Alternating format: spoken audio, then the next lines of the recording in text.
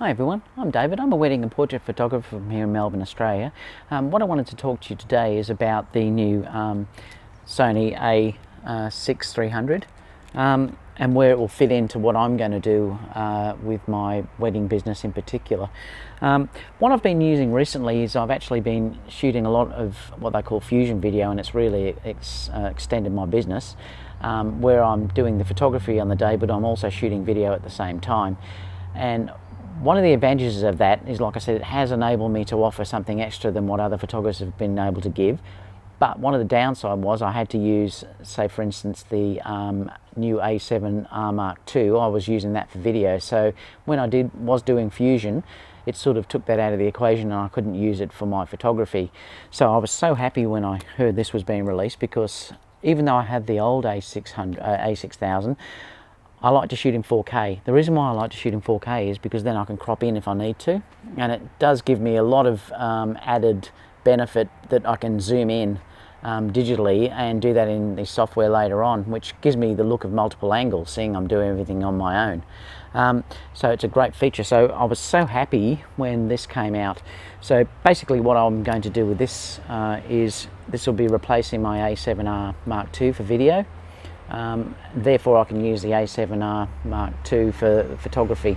I did use it yesterday, and I'll show you some of those results at the end of this. It was only a really quick test last night.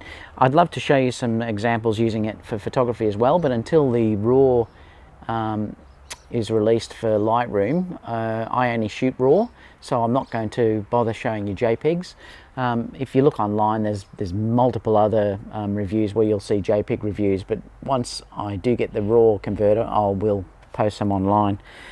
This camera does have the same picture profiles as the A7S II, which is really good, and therefore I can match all of my other profiles that I'm using. I've actually set up this with a different profile though, because I like to shoot at the lowest ISO possible. So I've actually got it on PP2 and I'm using Cine 4 and S Gamut as the color mode, and that will let me go down to ISO 200 instead of having a minimum of ISO 800.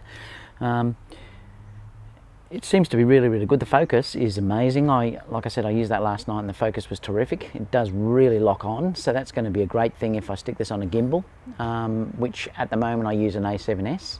But I may replace that and use this on the gimbal with the autofocus, so that'll make it a really good acquisition as well. Yeah, and I'm really looking forward to using it in the next wedding, so perhaps when I do the next wedding in a couple of weeks I may show how that looks, and you can sort of see for yourself. The camera itself feels much more solid because it is an aluminium body this time, so it does feel a little bit more hefty, but I quite like that. It's still not heavy, but it does feel a bit heavier in your hand, so it does feel a little bit well, a little bit better made.